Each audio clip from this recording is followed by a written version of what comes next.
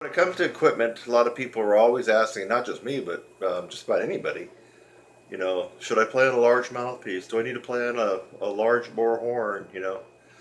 And band directors who don't know shit will say, yeah, I want you to play on the largest mouthpiece as possible so you can get the best sound.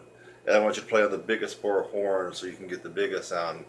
Well, they don't know their ass from the hole in the ground. Let's just face it. My idea of playing is to play on the smallest equipment you can to get the biggest and best sound. So that's part again, to get the biggest and best sound. Okay? So if your clarinet band director thinks you need to be playing on a 3C or 1.5C because that's just what he learned in his one semester of brass class in college, you can just play and say, yeah, that's great, I'm going to look into that. No, you want to play on what feels most comfortable and what allows you to play the best with the best sound. In most cases, it's not going to be a Bach 1.5C. If I played a Bach 1.5C and do it all commercial, jazz, rock, swing, big band, marching band, symphonic and wind ensemble, and Broadway and pops, it won't be a 1.5C for most people unless you have super duper thick lips. Okay? Or if you have a very small bore horn or a medium bore horn. So that brings up my next topic. So it turns out that a lot of times when you mix and match sizes, you get a much better response. So for example, this is a Bob Reeves. Probably can't see it. Let me see if I can tilt it a little bit. I still don't see it in the camera. You see it, folks? Well, just trust me. This is a Bob Reeves Brass Baw original V Raptor. This is a .468 bore, which for most trumpets, that's a pretty large bore horn. But I have a customized Bob Reeves mouthpiece. Relatively shallow. Got a very wide rim because that's my original rim. And it's put on a Bob Reeves. Oh, it's a Bob Reeves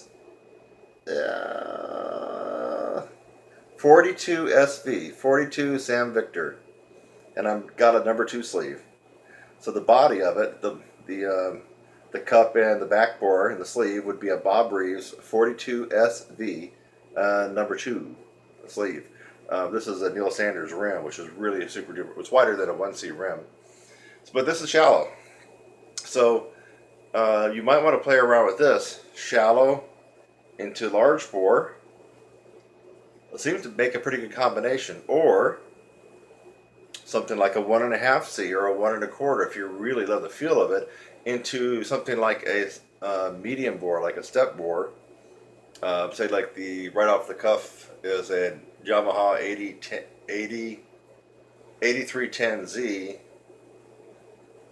I can't think of, it might be a shoehorn, I'm not sure, but anyways, the 8310Z. I had one at one point. It's a step bore horn, but it's a .450, which is a medium bore, and then I guess it turns into a large bore at the end. But now that might be a good combination with a larger mouthpiece. Larger mouthpiece, smaller bore horn. Not necessarily small bore, but just smaller than a typical .459. We all know .459 and .460 are the typical medium large bores that you encounter in most brands. So you need to start thinking mixing and matching. With that being said, I believe play on the smallest equipment possible where you can sound the best and get the biggest sound. Not so you sound like shit so you can play high. I didn't say that. Play on the smallest equipment possible to give you the best sound and the biggest sound. Want to hear something wacky? Maynard Ferguson had some of his best recordings on a Con 38. I believe it's a Con 38B horn. I checked that out. Guess what? It's a .438 bore. Hello. That's not even medium. That's small.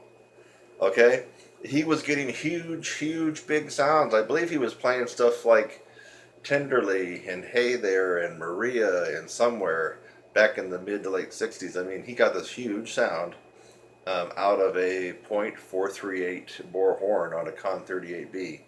So that's an example. If you need another idea about a smaller bore horn, I believe I played on the Con 22B horns a couple times, and I believe, where are they? You're gonna have to look that up. It just slipped my mind right off the cuff. It might be a .433 bore. It's a real small bore horn, .433. Another one would be the Con Coprion, spelled Coprion. You can look that up. The Con Coprion. Now these are all back from a long time ago, the 30s, 40s, and 50s. Of course, you're going to use a larger mouthpiece with those horns, and that's the kind of mix and match what I'm talking about. So to leave you with a couple of summaries, play on the smallest mouthpiece and horn possible to give you the best tone and the biggest sound. Another strategy would mix and match a larger mouthpiece with a smaller bore horn. Or in my case, I have a huge large bore of a horn, .468, and a relatively small mouthpiece. And I really like the combo that the setup is with this one. I just feel like if I want to turn it up, I will turn it up. And I can really be loud on this baby if I want to, especially when I'm above high C. So there you go. That's how you figure out what size of mouthpiece to play on and what size of horn. And as always, that's my stories, baby, and I'm sticking to it.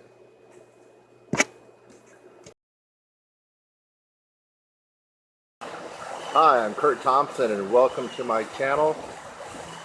That's youtube.com/your brass instructor. Thanks for just watching the video that you did.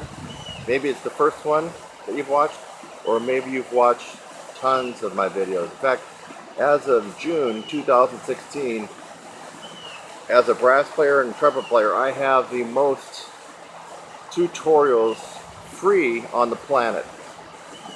I have over 600 videos on my YouTube channel currently, all free. So again, thanks again for watching this video. I hope that you got something out of it. Sometimes I make a video just to make you laugh. A lot of times I make a video to educate you on something and maybe even help solve a problem.